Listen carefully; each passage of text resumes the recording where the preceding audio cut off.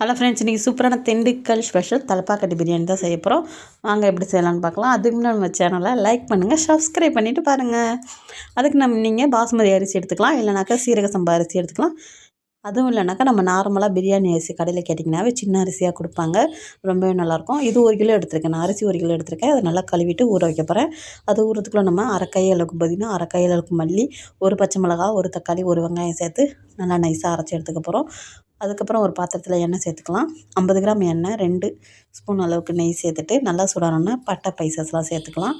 பட்டை கிராம்பு எல்லாத்தையும் சேர்த்துட்டு 400 கிராம் அளவுக்கு வெங்காயம் சேர்த்து, 1 கிலோ அரிசிக்கு 400 கிராம் அளவுக்கு வெங்காயம் சேர்த்துங்க. 350 கிராம் அளவுக்கு தக்காளி சேர்த்துங்க.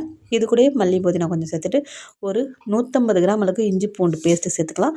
100 கிராம் இஞ்சும் 50 கிராம் அளவுக்கு பூண்டு சேர்த்துட்டு 1½ ஸ்பூன் அளவுக்கு தனி மிளகாய் தூள் எண்ணெயிலே நல்லா வதக்கிடுங்க. நல்லா கலர் கிடைக்கும் உங்களுக்கு சாப்பாட்டுக்கு. பச்சை மிளகா 2 பச்சை மிளகா 4 கீறிட்டு சேர்த்துட்டு தக்காளி சேர்த்து உப்பு 2 ஸ்பூன் சேர்த்து நல்லா வதக்கிட்டு வீட்டில் ரெடி பண்ண தனி மல்லித்தூள், அதுக்கப்புறம் வீட்டிலே ரெடி பண்ண கரம் மசாலா தூள் 1 ஸ்பூன் அளவுக்கு சேர்த்துட்டு தயிர் 1 கப் சேர்த்து நல்லா கலந்து விட்டுங்க. இப்போ 3/4 கிலோலேருந்து 1 கிலோ அளவுக்கு சிக்கன் சேர்த்துக்கலாம். சேர்த்து நல்லா வதக்கிட்டு பாருங்கள், சிக்கன்லாம் ஒரு ½ குக் ஆனதுக்கப்புறம் நம்ம அரிசி சேர்த்து 1 கப் அளவுக்கு 2 கப் அளவுக்கு தண்ணி சேர்த்துக்க போகிறோம். சேர்த்துட்டு உப்பு காரம் செக் பண்ணிக்கோங்க.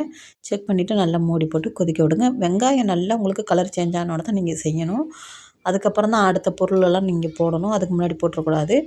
அதுக்கப்புறம் நம்ம சேர்த்து அரைச்சி வச்சுருந்த மசாலாவெல்லாம் சேர்த்துக்கலாம். மல்லி புதினா சேர்த்துட்டு நல்லா தண்ணி ட்ரை ஆனதுக்கப்புறம் நம்ம ஃப்ளாட் பண்ணிவிட்டு ரைஸ் எல்லாம் அதில் நம்ம மல்லி புதினாவை ஆட் பண்ணி நெய் 1 ஸ்பூன் அளவுக்கு ஆட் பண்ணி நல்லா மூடி போட்டு 10 நிமிஷம் தம்மில் போட்டு எடுத்திங்கன்னா சூப்பரான திண்டுக்கல் ஸ்பெஷல் தலப்பாக்கட்டி பிரியாணி தயாராகிடுச்சு. சாப்பிட்டு பாருங்கள், ரொம்பவே டேஸ்ட்டாக இருக்கும். பிடிச்சிருந்தால் லைக் பண்ணி, ஷேர் பண்ணி, கமெண்ட் பண்ணி, சப்ஸ்கிரைப் பண்ணுங்கள்.